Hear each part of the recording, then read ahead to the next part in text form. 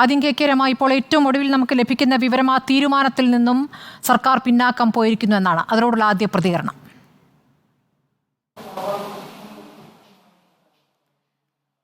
അല്ല, തീരുമാനത്തിൽ നിന്ന് സർക്കാർ പിന്നോട്ട് പോയി എന്നെങ്ങനെയാണ് സ്മൃതി പറയുന്നത്? ഇത് എവിടുന്ന് കിട്ടിയ റിപ്പോർട്ടാണ്? എൻ്റെ അടുത്ത് ഇപ്പോൾ നമ്മുടെ ഈ ചർച്ച തുടങ്ങുന്നതിന് ഒരു അരമണിക്കൂർ മുന്നേ പാനൂർ പോലീസ് സ്റ്റേഷനിലെ ഒരു ഉദ്യോഗസ്ഥൻ വന്ന് ഇതുമായി ഈ പ്രതികളെ വിറ്റയക്കുന്നതിന് മുന്നേ ഇരയാക്കപ്പെട്ട ആളുകളുടെ മൊഴിയും അതിൻ്റെ അയൽവാസികളുടെയും ബന്ധുക്കളുടെയും ഒക്കെ മൊഴികളും അതിൻ്റെ റിപ്പോർട്ടുകളൊക്കെ വേണം. ആ റിപ്പോർട്ട് സഹിതമാണ് ഇവർ ഉദ്യോഗസ്ഥർ ജയിൽ മേധാവിക്ക് കൊടുക്കേണ്ടത്. അതിനടിസ്ഥാനത്തിലാണ് സർക്കാരിലേക്ക് റിപ്പോർട്ട് പോവുക.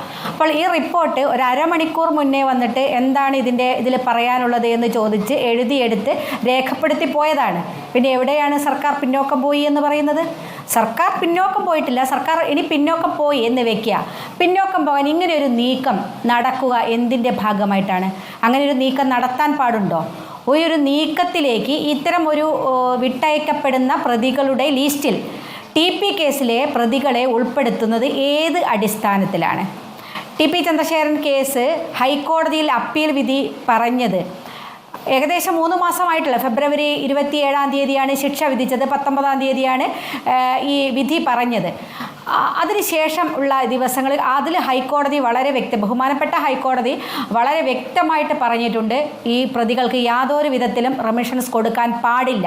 ശിക്ഷ ഇരട്ടിപ്പിച്ചു. ഇരട്ട ജീവപര്യന്തമാണ്. ഈ 4, 5, 6 പ്രതികളാണ്. 4-ാം പ്രതി TK രജീഷ്, 5-ാം പ്രതി മുഹമ്മദ് ഷാഫി, 6-ാം പ്രതി അണ്ണൻ സിജിത്ത് എന്ന് പറയുന്ന അണ്ണൻ സിജിത്ത്. ഇവർക്ക് ഇരട്ട ജീവപര്യന്തമാണ്. 20 വർഷത്തേക്ക് ശിക്ഷ ഇരട്ടിപ്പിച്ചു.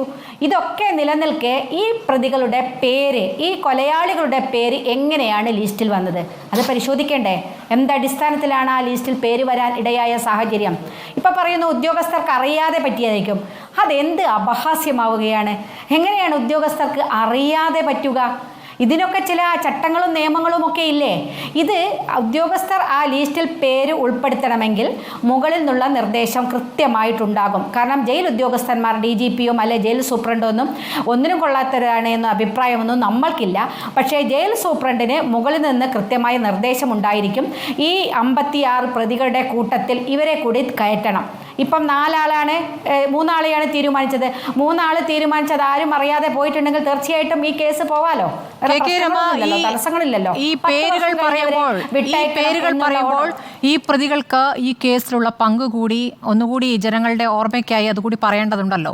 അവരുടെ പങ്ക് എന്താണ് എന്നുള്ളതും കെ രമയിൽ നിന്ന് തന്നെ വരട്ടെ. അവരുടെ പങ്ക്, അവർക്ക് നിരന്തരം ലഭിച്ച പരോൾ, അതിൻ്റെ വിശദാംശങ്ങളും കൂടി ജനം അറിയട്ടെ.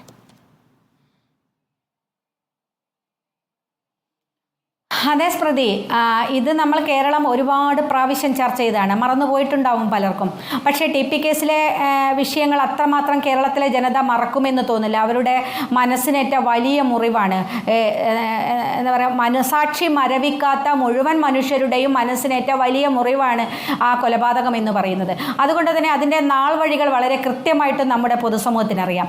ഈ കേസിൽ ഈ TK രജീഷ് എന്ന് പറയുന്നത് അദ്ദേഹത്തെ പിടിച്ചത് മഹാരാഷ്ട്രയിൽ പോയിട്ട് ഇവിടെ നിന്നൊന്നും കിട്ടാതെ മഹാരാഷ്ട്രയിൽ പോയി പിടിച്ചതാണ്. അന്ന് കേട്ട പോലീസുകാർ പറഞ്ഞൊരു കാര്യം, അന്ന് TK രജീഷാണ് ഇതിൻ്റെ മെയിൻ ആള്. TK രജീഷ് അന്ന് സ്ഥലം വിട ആ കേസ് മെയ് 4-ാം തീയതി 2012 മെയ് 4-ാം തീയതി ഒരുപക്ഷെ ഒരാഴ്ച, ഏകദേശം 2 ആഴ്ചയോളം ഇവർ TP ചന്ദ്രശേഖരൻ്റെ പുറകെ നടന്നു. പല ദിവസങ്ങളിൽ അറ്റാക്ക് നടത്താനുള്ള ശ്രമം നടന്നു. പക്ഷേ അന്നൊന്നും സാധിച്ചില്ല. ലാസ്റ്റ് ദിവസമായിരുന്നു മെയ് 4-ാം തീയതി. മെയ് 4-ാം തീയതി ലാസ്റ്റ് അറ്റംപ്റ്റ് വെച്ചതാണ്. അന്ന് നടന്നിട്ടില്ലെങ്കിൽ രജീഷ് മഹാരാഷ്ട്രയിലേക്ക് കയറിപ്പോകും. അതുകൊണ്ട് അന്ന് ഏത് വിധേനയും നടത്തണം എന്നുള്ളതാണ് ഇവർക്ക് കൊടുത്തിരിക്കുന്ന നിർദ്ദേശം. അതുവരെ രജീഷ് നിൽക്കും എന്നാണ് പറഞ്ഞത്. അങ്ങനെയാണ് അന്ന് രജീഷ് രാവിലെ മുതൽക്ക് നടന്ന് ഈ രജീഷിൻ്റെ നേതൃത്വത്തിൽ ഇവർ ചന്ദ്രശേഖരനെ പിറകിൽ വന്നത്. അതിനുശേഷം വണ്ടിയിൽ നിന്ന് ഇറങ്ങി വെട്ടുന്നത് ആദ്യം മുഹമ്മദ് ഷാഫിയാണ്. പറയാൻ പറ്റില്ല സ്മൃതി, അത്ര ഒരു മനുഷ്യനെ മുഖമാണല്ലോ, ഒരു മനുഷ്യനുടെ ഏറ്റവും പ്രധാന മുഖമാണല്ലോ നമുക്ക് എല്ലാറ്റിനും. ആ മുഖം ഇല്ലാതാക്കുക എന്നുള്ളതിൻ്റെ ഓർഡർ കൊടുത്തിട്ടുണ്ടാകും. അതാണ് മുഖത്ത് തന്നെ, ശരീരത്തിൽ മറ്റെവിടെയും മുറിവില്ല. ഞാൻ എന്നാൽ ശരീരം മുഴുവൻ തൊട്ടു നോക്കി, ഒന്നും എവിടെയും കാണാൻ സാധിക്കുന്നില്ല. തടുത്തതുകൊണ്ട് കൈയിൻ്റെ അപ്പം വിരൽ പോയിരുന്നു എന്നത് ഒഴിച്ച് മുഖത്ത് ഒരു തരത്തിലും നമുക്ക് മനസ്സിലാക്കാത്ത രൂപത്തിൽ ആ മുഖമാക്കി തീർത്തത് ഈ കൊടും ക്രിമിനലുകളാണ്. അത്രമാത്രം ക്രൂരന്മാരായ ഈ ക്രിമിനലുകളെയാണ് ഇപ്പോൾ സർക്കാർ എല്ലാ വിധത്തിലും സംരക്ഷിച്ചു കൊണ്ടിരിക്കുന്നത്.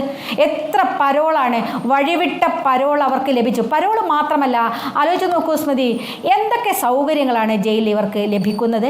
ജയിലിൽ അവർക്ക് ഫോൺ ഉപയോഗിക്കാം, ഫോൺ ഉപയോഗിക്കുന്ന നെറ്റ് ഉൾപ്പെടെയുള്ള ഫോൺ ഉപയോഗിക്കാം. നിങ്ങളിപ്പോഴും ആരെങ്കിലും മാധ്യമപ്രവർത്തകരെ വിളിച്ചു നോക്കി, അവരുടെ കയ്യിൽ ഫോണുണ്ട്. ഫോൺ ഇപ്പോഴും അവർ ജയിലിൽ നിന്ന് ഉപയോഗിക്കുന്നുണ്ട്. അവർക്ക് ഇഷ്ടപ്പെട്ട ഭക്ഷണം ജയിലിലേക്ക് എത്തിച്ചു കൊടുക്കുന്നുണ്ട്.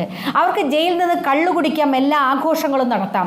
ജയിലിൽ നിന്ന് പുറത്ത് ജയിലിനുള്ളിൽ വെച്ച് അവർക്ക് സ്വർണ്ണ കച്ചവടം നടത്താം, ജയിലിനുള്ളിൽ വെച്ച് കൊട്ടേഷൻ പ്രവർത്തനങ്ങൾ നടത്താം. ഇതിനൊക്കെ സൗകര്യങ്ങൾ ജയിലിൽ അനുവദിച്ചു കൊടുക്കുകയാണ്.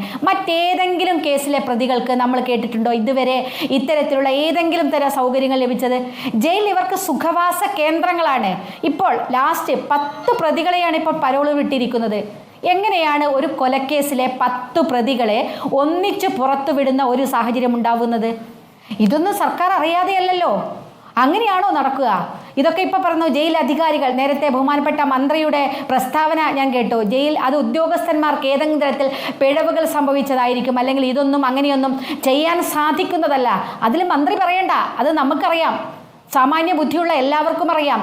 ഹൈക്കോടതി ശിക്ഷിച്ച ഒരു പ്രതികൾക്ക് അതിന് ഇളവ് കൊടുക്കണമെങ്കിൽ സുപ്രീം കോടതി വിചാരിക്കണം, അല്ലാണ്ട് ഇവിടുത്തെ ഉദ്യോഗസ്ഥന്മാർ വിചാരിച്ചാൽ നടക്കില്ല എന്നുള്ളത്.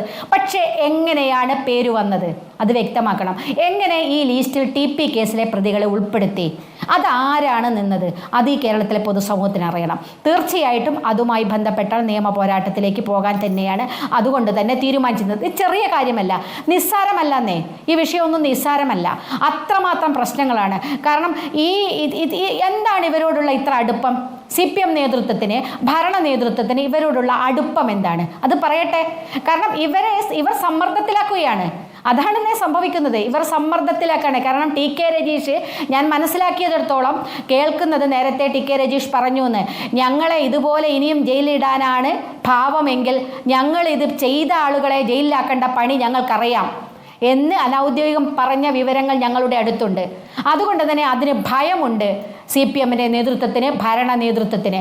അത്തരം ഇവർ പറയുന്ന പേരുകൾ തങ്ങളിലേക്ക് എത്തുമെന്ന് ഭയമുള്ളത് കൊണ്ട് തന്നെയാണ് ഇവരെ പേര് ഉൾക്കൊള്ളുക. കാരണം ഇവർക്കറിയാം ഇപ്പം പരാൾ കൊടുക്കാൻ അല്ലെങ്കിൽ റെമിഷൻ കൊടുക്കാൻ, വിട്ടയക്കാൻ സാധിക്കില്ല എന്നുള്ളത്. പക്ഷെ ഇവരെ പേര് ഉൾപ്പെടുത്തി ഞങ്ങൾ ഈ നീക്കം നടത്തിയിട്ടുണ്ട്, പറയാമല്ലോ, ഞങ്ങൾ ഈ നീക്കമൊക്കെ നടത്തിയിട്ടുണ്ട്. അതിനാണെന്ന് ഇതൊക്കെ ചെയ്യുന്നത്.